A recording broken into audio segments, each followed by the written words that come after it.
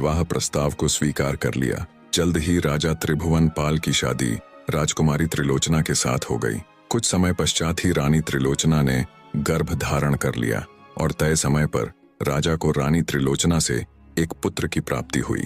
उधर राजकुमारी रुद्रलेखा और विभित्सना भी अपने जीवन के 10वें वर्ष में प्रवेश कर चुकी थी। आश्रम में उन दोनों की शिक्षा पूरे जोरों शोरों के साथ चल रही थी। राजकुमारी रुद्रलेखा की हर विषय में अच्छी पकड़ थी, पर विभित्सना की बात ही कुछ अलग थी। केवल 10 वर्ष की आयु में उसकी बुद्धि ऐसी कि चाणक्य को भी परास्त कर दे। हर श्लोक, हर वेद उसे कंठस्थ था।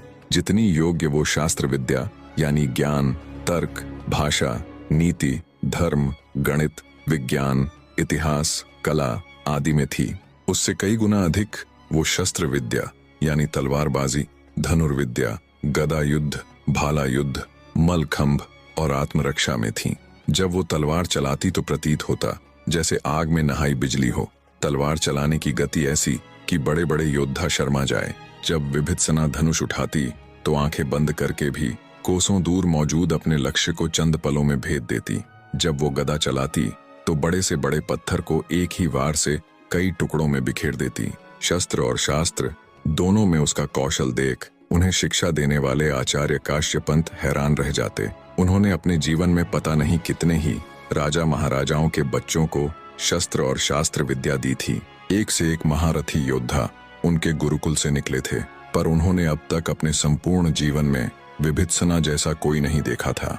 अब तक के उनके शिष्यों में कोई भी ऐसा नहीं था जो उस 10 वर्षीय बालिका के सामने किसी भी क्षेत्र में पल भर के लिए भी टिक पाता। उसकी इन अद्भुत कलाओं को देख आचार्य काश्यपंत हमेशा उससे एक ही बात कहते, बेटी, तुम्हारा जन्म किसी बहुत बड़े कार्य के लिए हुआ है।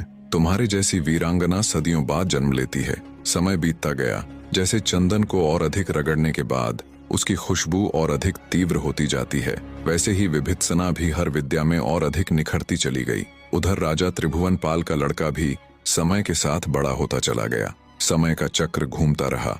लगभग 10 साल और बीत जाने के बाद राजकुमारी रुद्रलेखा और विभित्सना अपनी विद्या अध्ययन संपूर्ण कर आचार्य काश्यपंत से विदा ले वापस राजमहल को लौट आई। दोनों लड़कियां अब संपूर्ण जवान हो चली थीं।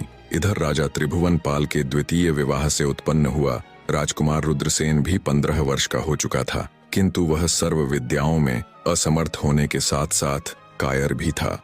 ऐसा अयोग्य पुत्र पाकर राजा त्रिभुवन पाल हमेशा दुखी रहने लगे और जल्दी ही उन्हें अनेकों छोटी बड़ी बीमारियों ने घेर लिया। अपने अंतिम समय को नजदीक देख राजा ने अपने दोनों बच्चों राजकुमारी रुद्रलेखा